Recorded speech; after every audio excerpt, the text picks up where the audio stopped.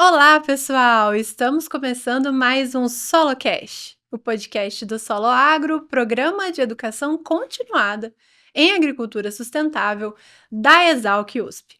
Eu sou Thaís Polizel e hoje o nosso tema vai ser o papel dos aditivos na eficiência das formulações.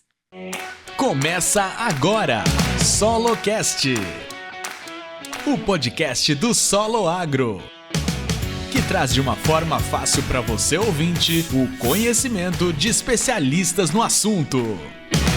Tenho aqui do meu lado hoje o professor Luiz Aleone, que é coordenador do Solo Agro. Olá, professor, tudo bem com o senhor? Bem, Thaís. Tudo jóia. Vamos lá para mais um podcast. Mais um podcast de hoje, mais um SoloCast. E temos a nossa convidada de hoje, que é a Marta Simão Kfouri. Assim que fala? É. É um prazer tê-la aqui conosco hoje. Muito obrigada pela sua presença, Marta. Prazer é todo meu. Obrigado pelo convite. Muito bom. Eu vou apresentar um pouquinho o histórico profissional da Marta. Ela possui graduação em Química e mestrado em Físico-Química pela Unicamp, além de um MBA em Gestão de Negócios pela USP, Exalc. Atualmente está finalizando o doutorado em Ciências dos Materiais na Unesp, com pesquisa voltada para formulações de produtos biológicos. Atua há 8 anos na indústria química, com experiência em pesquisa e desenvolvimento de componentes para formulações agroquímicas, INCAM, adjuvantes e biológicos. Além disso, a Marta também é uma das nossas docentes dos nossos cursos de especializações. Eu vou começar então, Marta, a nossa conversa aqui de hoje. Eu acho que a pergunta mais inicial, assim, seria o que são aditivos, né? Muita gente pode não ter nem ideia do que são essas substâncias. O que são, então? Conta pra gente. Thaís, aditivos são todas as moléculas químicas, todos os produtos químicos que vão dentro de alguma formulação, né? Então, nós podemos pensar nos solventes. Então, alguns pesticidas, por exemplo, são solúveis em alguns solventes. Um solvente pode ser considerado um aditivo, né? Ou então, todas as moléculas que vão para compatibilizar tudo que está ali na fórmula, né? Então, nós temos pesticidas, por exemplo, que não são solúveis, que precisam ficar suspensos. Os próprios biológicos, né? Eles ficam suspensos na formulação, não são solúveis. Ou mesmo, por exemplo, quando a gente olha para adjuvantes, que a gente tem basicamente óleos, né? Eles não vão se misturar com a água com facilidade. Então, a gente precisa colocar aditivos, que são surfactantes, para conseguir fazer aquele óleo se emulsionar no tanque de mistura, né? E também alguns aditivos, eles entram para manter estável a formulação, né? Nenhuma formulação vai só o ativo, seja ele qual for, que eu tô falando aqui, e água, por exemplo, não. Vão várias outras... É como se fosse uma receita mesmo, né? Na cozinha. Vão vários outros ingredientes para entregar esse ativo da melhor forma, né? E para manter esse ativo estável na vida útil, que normalmente a gente considera 2 anos. Certo.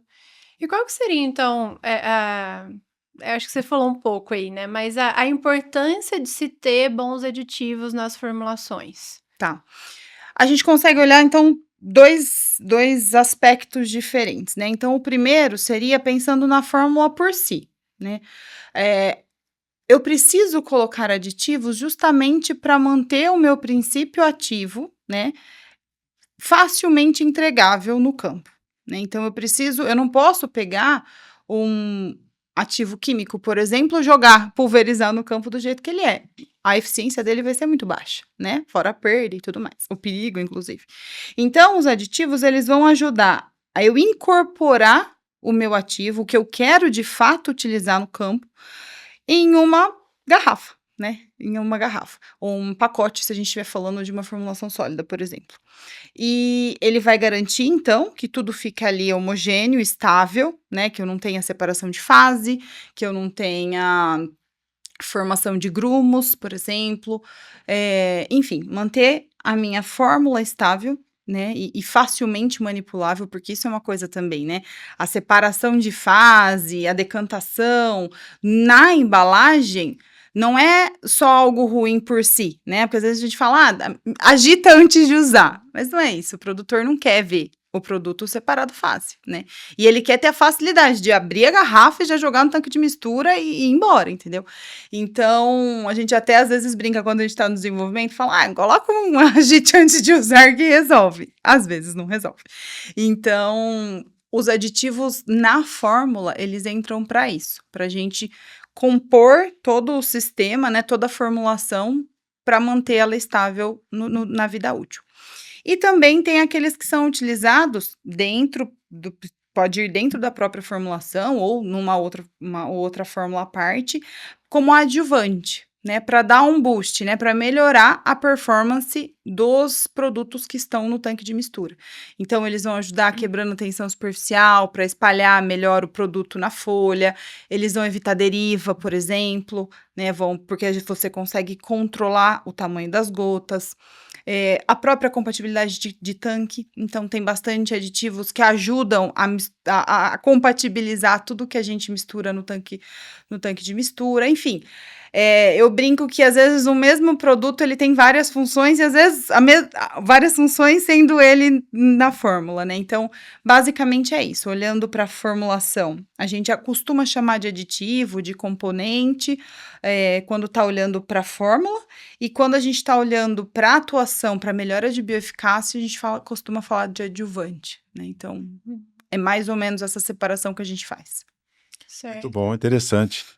Bom, Marta, obrigado por aceitar o nosso convite, por fazer parte também do nosso corpo docente, dos nossos cursos. A gente sempre fala que os docentes que vêm da iniciativa privada, eles trazem um outro olhar, né, para os nossos cursos, e é bastante interessante.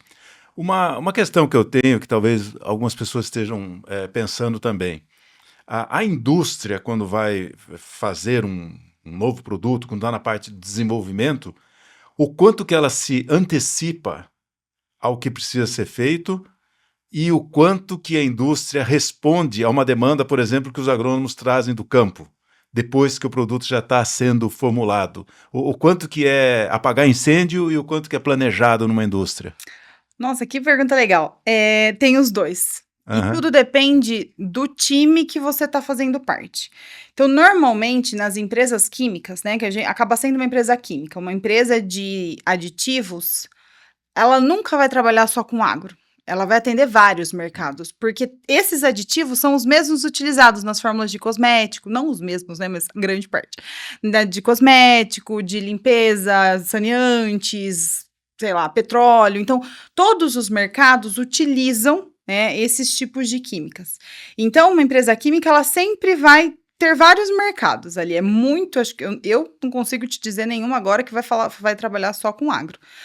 E aí, dentro desse time, a gente tem um time mais de pesquisa e desenvolvimento, de inovação, né, que normalmente acaba sendo a parte global da empresa, que vai gerar molécula nova, né? Então, realmente o time que vai falar assim, nossa, a gente precisa de um novo dispersante para tal determinado ativo. Então, eles vão desenvolver a molécula, fazer a síntese e tudo mais. Aí você vai ter os times de aplicação, que são times que vão pegar essa molécula desenvolvida pelo time de inovação, por esses pesquisadores, e vão aplicar no mercado deles. Vão falar, nossa, como que eu incorporo isso aqui numa formulação de biológicos, por exemplo? Então, esse é o time. E, normalmente, esse time de aplicação também é um time de serviço técnico, né? Então, podemos separar esses três. E o de serviço técnico, normalmente, apaga os incêndios, né? Porque ele vai estar ali em contato direto com o cliente. Ou ele levanta a mão e pede uma ajuda aí para o time de aplicação.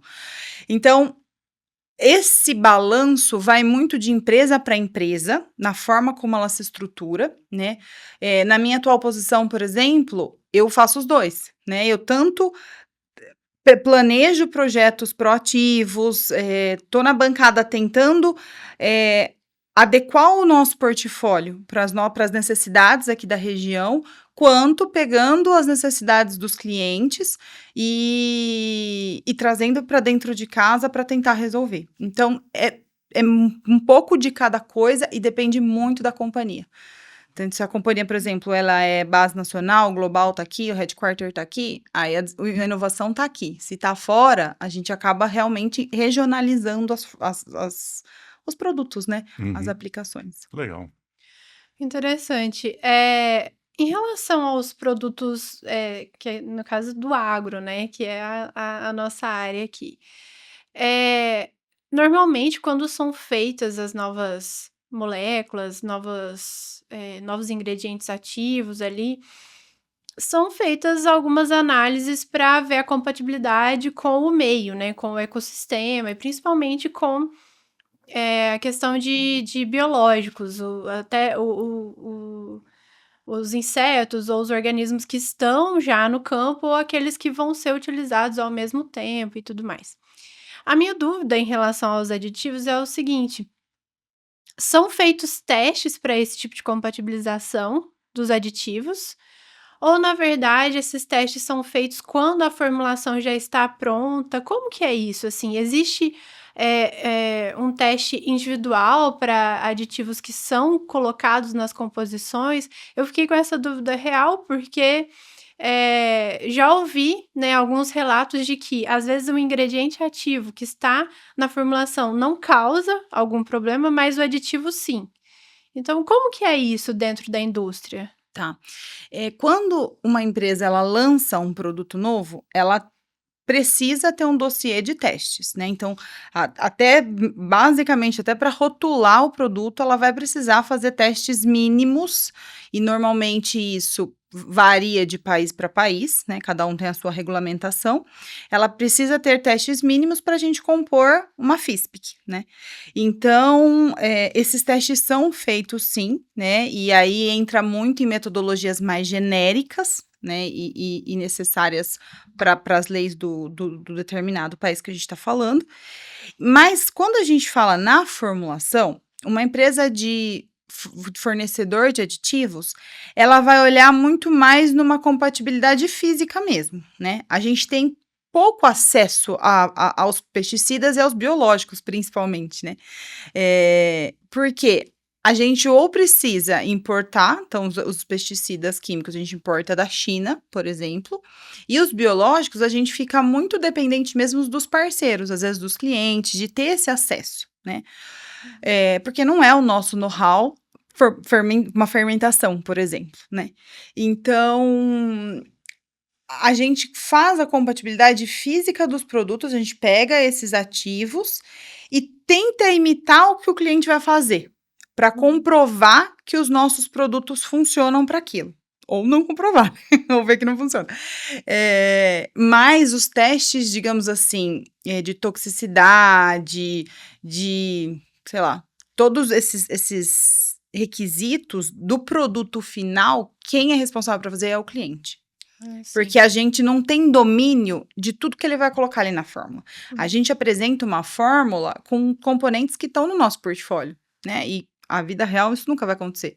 O formulador vai pegar o que ele está acostumado a usar, o que ele sabe que funciona, o que está ali na prateleira dele. Então, eu não consigo entregar tanto justamente por isso, porque eu não sei qual vai ser o produto final, entendeu? Mas do produto, especificadamente, a gente faz sim, porque a gente precisa ter toda a documentação sobre ele. Certo. Que interessante. Bacana. Você comentava antes da gente começar o nosso bate-papo que vocês têm basicamente como clientes empresas que produzem os insumos, né? E como é que funciona? Quer dizer, a empresa ela faz o produto dela e entra em contato com vocês pedindo que seja feito algo, por exemplo, como você disse, para diminuir a tensão superficial ou para melhorar o grau de cobertura ou para... É assim que funciona, quer dizer, vocês ocupam algo como complementar aquilo que outras empresas já têm como um produto básico, seria isso? Isso. A dinâmica, normalmente, nós como fornecedores, nós apresentamos o nosso portfólio, né? A gente faz uma tarefa de casa, de estudar o cliente, de saber o que ele costuma trabalhar. Então, olha, esse cliente trabalha mais com formulações sólidas, esse cliente trabalha mais com formulações líquidas base oleosa, né? Então, a gente faz uma tarefa de casa, né?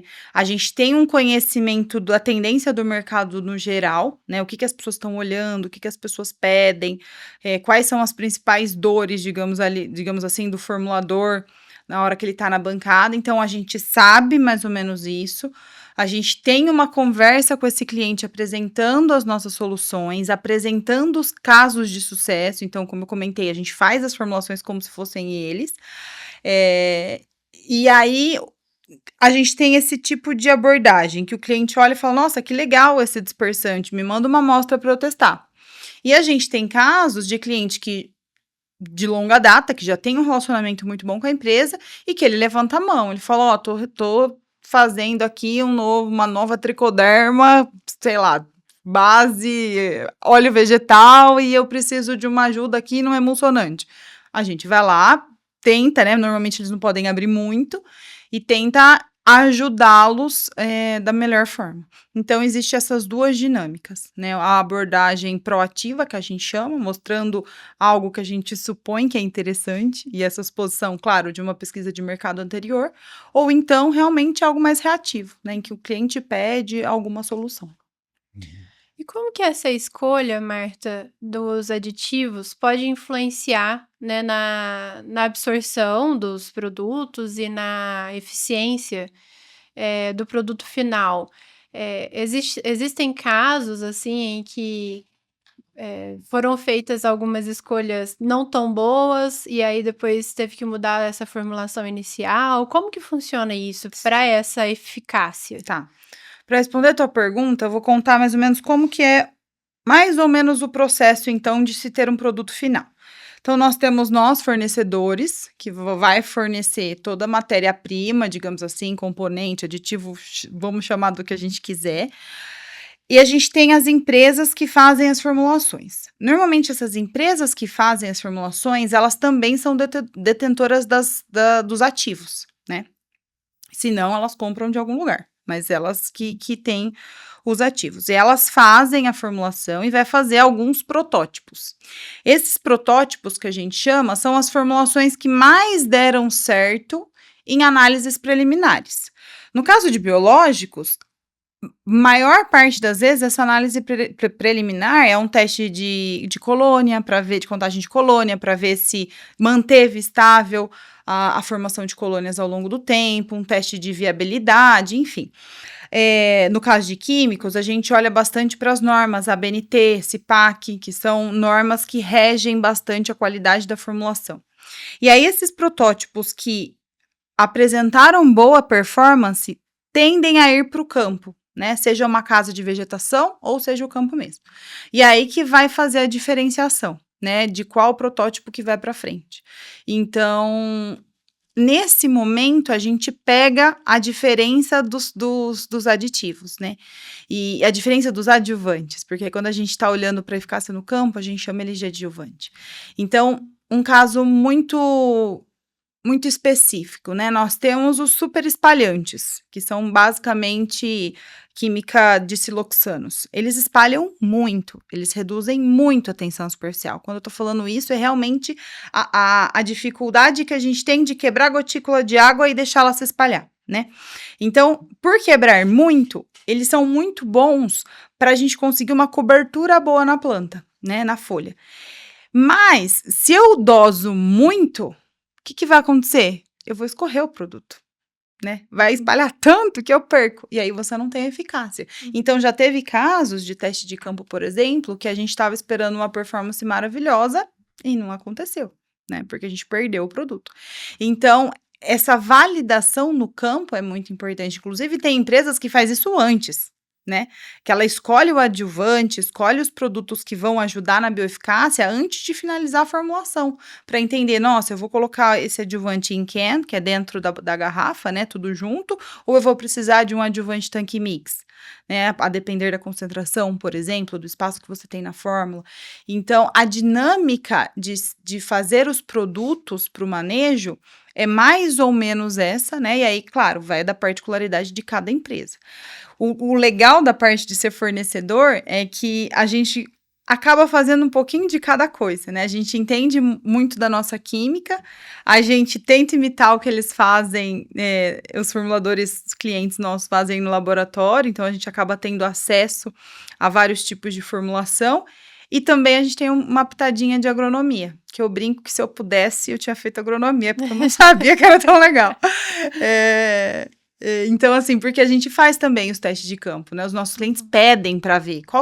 Ele é um adjuvante? Só mostra para mim, né? Mostra para mim tal culturas. A gente faz até teste de campo em parceria, porque o cliente quer testar com o produto dele. E isso que você respondeu me fez uma curiosidade aqui. Nós temos gente assistindo que é do Brasil inteiro e do mundo inteiro, né? O clima da região, as condições climáticas do ambiente, em termos regionais, também interferem na eficiência de um produto? Você falou que de repente um espalhamento exagerado faria perder. E isso também entra num refinamento de determinados produtos vão melhor numa região que chove mais concentrado, e noutra que tem uma distribuição de chuva diferente ou chove menos? Isso existe, tá? Esse estudo ele é feito, com certeza, mas aí fica mais para os nossos clientes. Quando eles vão fazer um lançamento, até porque eles têm que fazer a bula, né? Então, eles têm que indicar certinho qual a dosagem, com qual produto que combina, com qual adjuvante que combina. Então, esse nível de detalhamento fica na mão das empresas finais, digamos assim. Quando a empresa de aditivo, o que ela vai olhar? Ela olha assim, a gente costuma fazer teste de campo em várias localidades, por exemplo, justamente porque a gente sabe que clima, o solo, tudo vai interferir. Temperatura, imagina, né? Então, assim, às vezes um produto que é lançado, a gente vai fazer teste nos Estados Unidos, na Europa, na China, aqui, na Argentina, para realmente ter essa robustez de informação. Então, a gente se limita, digamos assim, nas regiões, né? E a gente também conta muito com os parceiros, porque os parceiros de teste de campo, que de fato são os agrônomos que entendem daquela região, daquele solo, daquelas condições.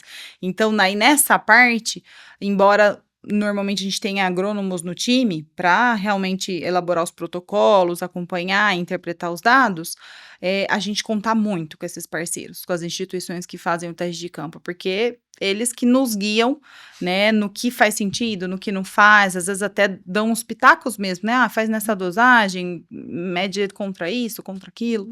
Então, sim, se olha para tudo isso, mas nós, como fornecedores, a gente fica um pouquinho mais aquém. Uhum. E dentro da indústria química, então, dos aditivos, são feitos os testes de tecnologia de aplicação, por exemplo, tipo de bico, de pulverização que vai ser utilizado, porque eu acho que, pelo menos no meu conhecimento, que eu me lembre, isso influencia muito na hora de aplicar, né? E eu já vou emendar numa outra pergunta, que é em relação à mistura de tanque. Né, que hoje em dia, assim, é algo muito comum, os produtores fazem, né, até mesmo para economizar ali as aplicações, e muitas vezes existe uma incompatibilidade de produtos dentro do tanque. Vocês também fazem esse tipo de análise ou isso é feito só pelo cliente? Tá. Bom, a parte de tecnologia de aplicação a gente olha, sim, mas mais geral, né? Então, por exemplo, a gente não entra muito no detalhe do bico, né? Mas a gente sabe, por exemplo, a gente sabe não, né? A gente conta com os parceiros para falar, olha, para essa aplicação, melhor usar esse bico, né? A gente não chega a escolher, por exemplo, ou fazer testes de bicos diferentes. Isso não. Então, a gente tem essa parte, a gente tem agora que está muito em voga, né? A questão dos drones. Então, a gente acaba tendo que aprender um pouco mais e fazer testes um pouco mais específicos para esse tipo de aplicação.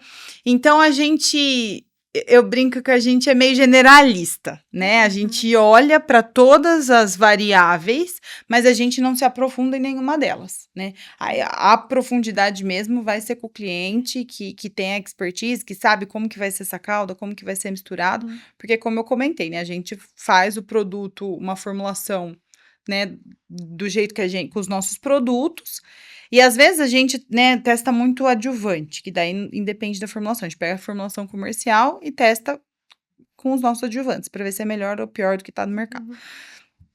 E aí a gente meio que já faz o que é feito, Entendeu? Então, o parceiro, a instituição que faz o teste de campo, ela já sabe, ó, esse produto, esse pesticida A, ele é utilizado com adjuvante B, nessas concentrações, vamos repetir com os seus produtos versus esse e ver como que atua, entendeu? Então, fica mais no superficial, tá? Certo. Legal. O Marta, você a Thaís comentou que está há cerca de 8 anos no mercado, né? E eu acredito que pegou bem essa transição, essa explosão dos biológicos, né? Sim. Para a indústria de aditivos, o que tem mudado? O que tem... Você falou que de vez em quando vai para a bancada também, né? Você como química, né? Mas o que tem mudado? O que vocês têm percebido? O que tem dado mais certo quando colocado em contato ou para ser aplicado com um inseticida ou um fungicida biológico? Como é que está o mercado dos biológicos? O que afetou para vocês esse crescimento dos biológicos? Tá. A gente faltou a pergunta dela. Posso voltar, né? Pô, lógico. Piada compatibilizante de cauda. Eu falei para você que você ia ter uma entomologista fazendo perguntas, você vê? Não demorou muito para vir uma pergunta. Então vamos voltar rapidinho. Essa parte da compatibilização também é nossa, né? Porque os produtos que vão ali para compatibilizar são surfactantes, basicamente, e, enfim, outros veículos. Então, sim, é nossa. Só que acaba sendo um pouco mais difícil a gente oferecer proativamente um produto como esse, justamente porque eu não sei o que vai na cauda. Entendeu? Então, assim, esses produtos normalmente vêm sob demanda, né? Esses projetos. Então, o cliente fala, ó, eu tô com um produto X e Y, eles estão incompatíveis, eu preciso de uma solução. E aí, considerando esses produtos, a gente vai para a bancada e vê qual mágica ali a gente consegue fazer. Né? Então, sim, com certeza é a nossa indústria responsável por tentar encontrar soluções para compatibilizar a cauda, mas acaba sendo um pouco mais sob demanda. Proativamente, o que a gente poderia fazer? Saber dos mais incompatíveis, dos cases, digamos assim, mais comuns e tentar algo proativo. Mas, realmente, por ser um tiro no escuro, a gente acaba preferindo atender sob demanda. Tá. Isso em relação aos químicos, né? Todos. A todos. Todos, de forma geral. Porque também tem muita mistura, né, de biológico com químico, às vezes só os biológicos. Então, assim, não tem muito como a gente imaginar o que vai ser indicado, né, na hora da aplicação. E isso quem traz normalmente é o cliente, né? Então, assim, até tá tendo algumas iniciativas de formular químico com biológico, né? Mas eu não sei falar qual química, qual biológico vai junto, né? A empresa que fala. Aí a gente tenta, né, se ela puder nos abrir e fazer alguma coisa. Sim. Mas quando a gente tá falando de misturas, até dentro da fórmula ou no tanque, é muito customizado, entendeu? Porque cada fazenda faz a sua mistura, né? Então não tem como, realmente. Antes da pergunta dos biológicos, me veio outra pergunta. Quando você fala assim que o seu cliente é uma outra indústria, já houve casos assim de você falar para a indústria, olha, ou vocês passam mais detalhes de como é esse produto, ou eu não vou conseguir fazer aquilo que vocês querem, né? Vocês estão fechando demais, né? Já aconteceu isso? Vontade não faltou. Mas chega ao ponto de vocês falarem, olha, tá tão fechada a caixa que eu não consigo quimicamente contribuir com o seu produto. Chega a ter não seria uma discussão, mas chega a ter um limite até onde eles vão e não abrem mais informação? Chega. E aí depende muito do relacionamento que a gente tem com aquele cliente, né? Quando é um cliente mais novo, que tá começando o relacionamento agora e tal, é mais fechado. Normalmente eles pedem um contrato de sigilo. Então, para poder abrir um pouco mais, a gente tem que fazer um contrato. Vai depender também da importância, da relevância daquele projeto para a empresa e a inovação. Então, quando são projetos muito inovadores, a empresa não vai abrir nem por decreto. Entendeu? Agora, não, já é um produto mais comunzão, não é um projeto tão importante assim, aí talvez abra. Ou então ele fala um similar, já teve caso dele falar, eu tenho um problema de degradação numa fórmula, o que você me sugere? Aí eu falei, Tá, mas que ativo que é esse? E aí ele falou, não posso falar. Eu falei, olha, eu tenho esse no meu laboratório. Tem algum aqui que é parecido? Tenta a fórmula com esse aqui e me traz o resultado. Então, assim, varia bastante da intimidade que o cliente tem, da confiança que o cliente tem com você e também de quanto ele pode abrir, né?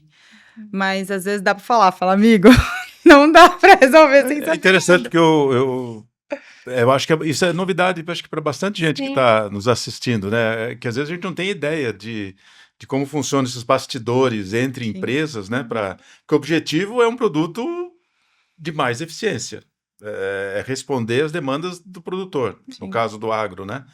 Mas eu fico imaginando o que tem por trás, né? Quanto tem que costurar aí para chegar nesse produto. A gente meio que trabalha no escuro, né? Porque até a questão de concentração de dose de produto, biológicos mesmo, tem cliente que trabalha, sei lá, com 1% de biológico na fórmula, tem cliente que vai trabalhar com 20%. Então, assim, tem que agradar todo mundo no sentido de fornecer todos os casos. Então, a gente costuma, quando a gente vai fazer projeto proativo, a olhar o pior cenário.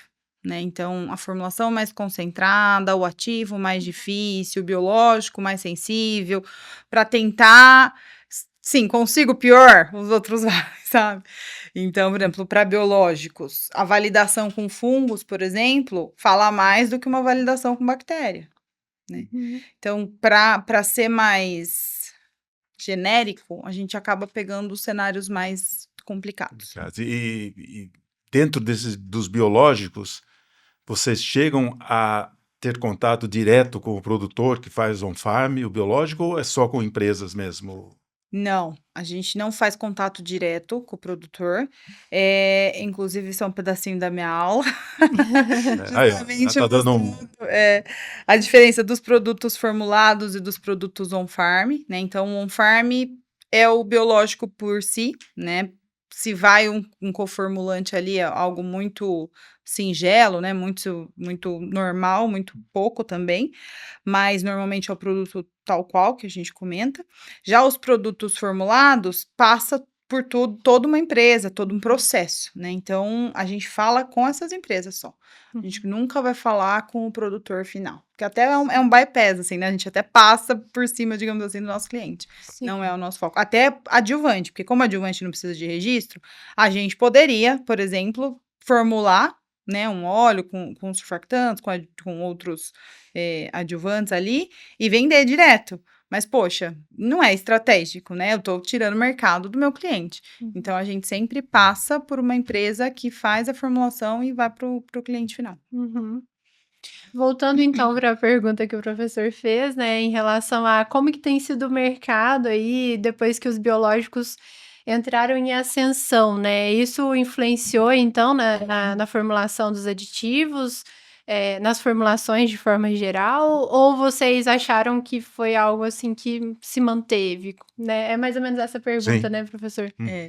Não se manteve. Eu entrei nessa indústria quando estava começando a ficar muito, muito quente o assunto, né? Eu me lembro que eu entrei, dali 2 anos, já se contratou uma bióloga para começar a trabalhar com isso, os projetos de biológico já foram aumentando, enfim. Hoje a empresa que eu tô, por exemplo, o foco mais é biológico, porque nós somos uma empresa de especialidade, então, poxa, biológico está precisando de aditivos diferentes, né?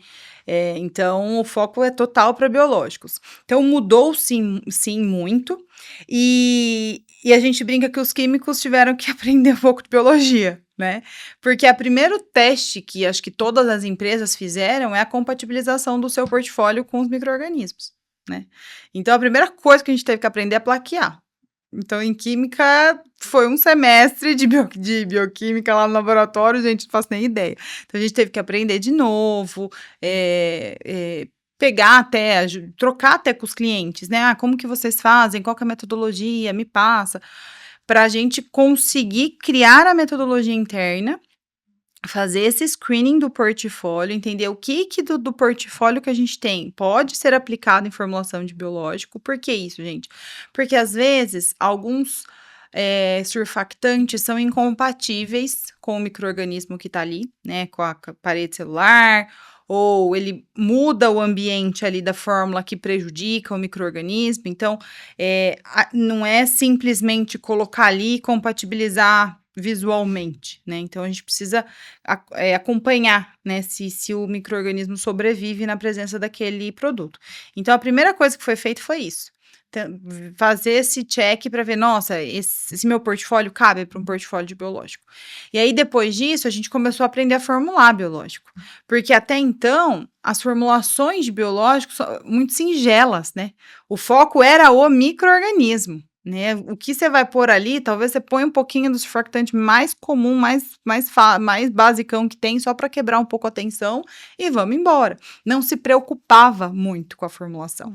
E hoje, o que a gente vê? A gente vê um mercado de biológicos super grande, né? Vários micro-organismos diferentes, várias cepas diferentes, e cada cepa reage de uma forma diferente com aquela formulação. Então, não é o mesmo chassi, não é a mesma receita que vai caber para o mesmo tricoderma, por exemplo. Então, o nível de detalhamento que a gente tem que ter é muito grande. E isso muda, por exemplo, o tipo da fermentação. Se eu estou fazendo uma fermentação líquida, é completamente de uma fermentação sólida, né? Então, a gente teve, a indústria química teve que se adequar para falar a língua da biologia, para conseguir vender o produto dela. E é um movimento, acho que de toda empresa, porque também a empresa de biológico sabe muito do biológico, mas às vezes não tem um químico formulador, né? Ou se tem, tá começando agora, né? Sim. Eu acho que passou por muito tempo, a galera tava olhando muito para o bioprocesso, né? Para ter as próprias cepas, para entender a bioeficácia, né? E agora, nossa, não, precisamos formular. Tem muita coisa no mercado, a gente precisa se diferenciar, e a gente consegue diferenciação com o aditivo, né? Esse assunto é realmente muito legal, é novo para mim, né? Eu acredito que para o professor também. Eu falei, eu sou mais fora aqui do assunto, sou eu aqui. Tô aprendendo bastante coisa, bem interessante. É um mundo completamente novo e diferente, né? E eu acredito que muitos que estão ali no dia a dia, né? Mesmo acho que os que são do setor de pesticidas, pode ser que não tenham esse detalhamento de informações que você passou, né? E quer dizer, não é um estalar de dedos que se chega a um produto, né, Marta? Tem muito trabalho, muita coisa nova, né? E esses mundos aí da química e da biologia, né? Bem bacana. Com certeza. Acho que para a gente ir finalizando a nossa conversa mais técnica aqui, eu queria saber agora, Marta, em relação a esses aditivos, aos aditivos quando foram, né, lá do começo, passando por todo um processo aí de evolução, chegando nos dias atuais, como que tem sido, né, eu não sei se é assim que se diz, né, evolução dos aditivos, e o que se espera para o futuro, né, das formulações, com os novos aditivos, com a nova maneira, né, de se trabalhar com aditivos hoje? É bem legal, porque essa evolução, ela existe, né? Quando a gente pega a química base, né, lá atrás, ela era muito fonte de petróleo, né, muito processo químico envolvido. Aos poucos, as matérias-primas foram sendo substituídas por algumas fontes vegetais, e a gente tem o biobased, que a gente chama, né, os base um pouco natural, fontes naturais, e essas fontes naturais foram aumentando ao longo do tempo. Hoje a gente já tem no mercado os biosurfactantes, né, que são produtos surfactantes completamente naturais, porque eles vêm do processo fermentativo, né, e são completamente, não tem mais por onde ser verde, né, então existe sim essa evolução, justamente com esse apelo mesmo de sustentabilidade, da gente ter produtos menos tóxicos, mas a gente não pode perder a eficiência, né? Então, eu não consigo vender a sustentabilidade se a eficiência não está lado a lado, né? E ouso dizer se o preço também não tiver, né? Porque também não adianta eu ter a coisa mais verde, mais maravilhosa do mundo e encarecer a minha forma, né? Sim. Então, é um balanço que a gente tem que ter muito, muito criterioso mesmo, né? E aí, até quando a gente olha a questão de quanto a gente põe na fórmula, não necessariamente quanto mais eu ponho, melhor é a resposta. Então, tem todo esse detalhamento, mas sem sombra de dúvidas, a gente vem vindo com produtos mais sustentáveis, né? Sem sombra de dúvidas. E esse é o futuro. É. Muito bom. Ótima nossa conversa científica, né? Se você que está nos assistindo aí, gostou do assunto, quer se aprofundar mais, entre no nosso site que é www.soloagro.com.br e quem sabe, né, você não se torna aí um dos nossos alunos dos nossos cursos de especialização, né?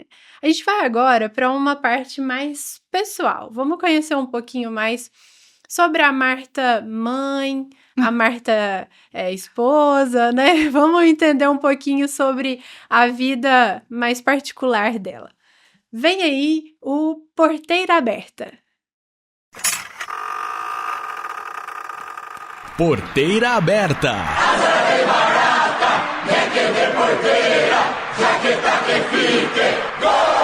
Um momento descontraído com nossos especialistas. Aumenta o som que a nossa prosa é agora.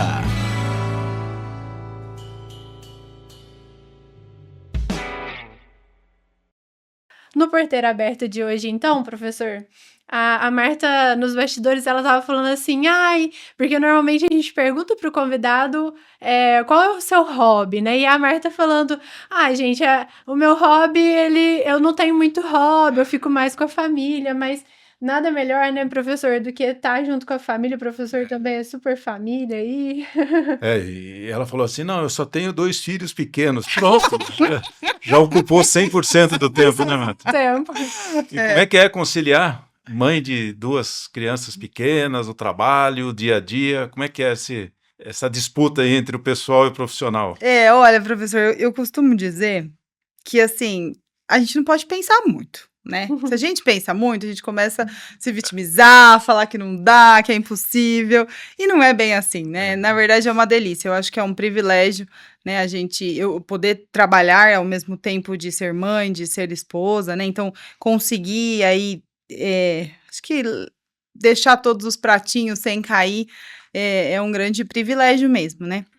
Então, claro, eu brinco, a minha prioridade é meu marido, depois minhas filhas, mas o trabalho em seguida, né? Mas poder trabalhar no que eu gosto, né? No que eu estudei para trabalhar e manter, né, a minha família priorizada, isso não tem preço. Então, eu brinco que eu não penso muito, só vou e faço. Mas... Você é campineira. Eu sou campineira, roxa, mas campineira, aquelas insuportáveis, entendeu? Que defende os Campinas.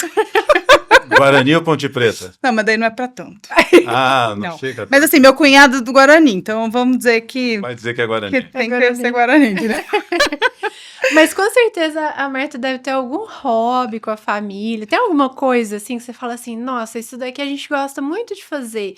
Assim, não sei. Eu sou muito sociável, gente. Eu não gosto de ficar em casa fazendo nada, entendeu? Então, assim, meu marido brinca que eu não deixo o final de semana ser de descanso, entendeu? Porque é um compromisso atrás do outro, de manhã, tarde, não. Então, a gente gosta muito de receber os amigos, de ir na casa deles. Às vezes tem festinha de criança, o que mais tem. Agora a gente tá aprendendo também, como elas são pequenas, estão começando a querer ir pra parque. Então, a gente tá começando a entender esse mundo de criança e do que é legal pra elas, porque eu, particularmente, como uma campineira roxa, só quero ir pro shopping, né? Então, não é muito agradável pra bebê. Mas acaba sendo muito cheio, né? O dia a dia é muito cheio. Uhum. Mas é uma delícia. Às vezes a gente dá uma acertadinha, mas nada que uma noite de sono não resolve. Tive uma convivência com Campinas durante um tempo. Meu orientador de mestrado e doutorado é do Instituto Agronômico. Ah, que legal. Trabalhei no IAC, minha esposa fez mestrado e doutorado na Unicamp, então a gente ia bastante para Campinas. Faz um tempo que a gente não vai tanto, mas tem um carinho especial por Campinas também. Fez parte da... Não moramos lá, mas a gente ia bastante para Campinas. É uma baita cidade, né? Sim. É maravilhosa. Ela seria a capital de vários estados brasileiros, né? Uma bela cidade, né? E ainda dentro dessa linha, né? Como é que é uma química de formação conviver com esse campo da agronomia. Você falou que gostou, né? Nossa, eu sou apaixonada. Eu falo, gente, se fosse uns 10 anos atrás, eu teria feito agronomia. Eu acho muito legal. Eu não tinha noção que agro e química podiam se conversar, né? Na faculdade, ninguém nunca falou nada. O que falava da indústria era de cosmético, de petróleo, de tintas, e ficava ali. Então, quando eu entrei na indústria aí, que eu fui trabalhar com agro, eu falei, caraca, que coisa legal, né? Porque, não sei explicar, gente, eu gosto muito. E eu brinco, eu falo, nossa, devia ter feito agronomia. Agora, deixa eu contar uma coisa pra vocês. Se fizer uma pesquisa entre os agrônomos, é duro uma disputa entre matemática e química para ver qual que o pessoal gosta menos, viu? É verdade. Olha, eu sinto isso dando aula, como o pessoal... Eu brinco que eu tento descomplicar a química.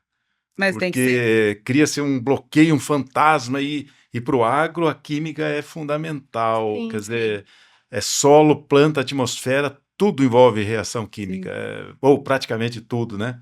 Então, o agrônomo ele deveria saber mais química, assim como deveria saber mais biologia, né? Sim. Só que agora a pressão está fortíssima por biologia, né? Exatamente. E química orgânica, está se discutindo de química orgânica passar a ser essencial na formação do agrônomo, porque... Que legal, olha só. Matéria orgânica, carbono, produtos biológicos, tudo envolve a parte orgânica, né? Que também é um setor da química que muita gente não gosta também. Eu não sei se o senhor tem a mesma visão, mas eu acho que às vezes o que faz ser ruim a matemática é que na universidade acaba sendo uma coisa muito aprofundada e muito desconectada da realidade. Né? Tipo, por exemplo, a faculdade de química hoje, né, que eu fiz, a gente não vê muita parte aplicada. Eu entendo que a gente tem que sim saber a base, mas como fica completamente fora, um jovem que sai do ensino médio, a gente, né, não tem muita noção de mundo ainda, não tem nem maturidade direito para entender. Precisa entender a possibilidade da quando a gente consegue, né, ligar a aplicação com a química, as coisas começam a fazer sentido, né? Então, que legal que estão cogitando isso, mas tomara que não seja mais uma matéria, né? Que eles fiquem desesperados. Vai aumentar o currículo.